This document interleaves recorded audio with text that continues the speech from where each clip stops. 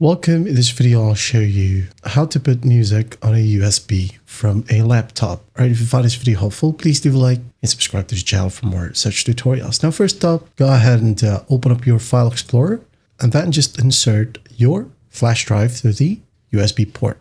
And then once done, go ahead and locate this PC on the left-hand side of your Windows Explorer. And then you'll be able to see your flash drive in here. So once done, just double click on your flash drive. And here you have the contents of your flash drive.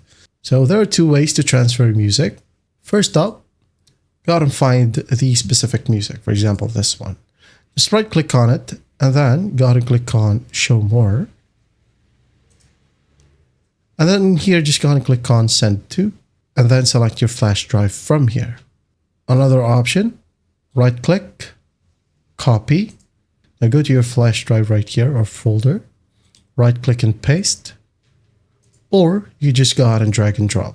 Click and hold, and then drop it to your flash drive. Okay? And there you have it.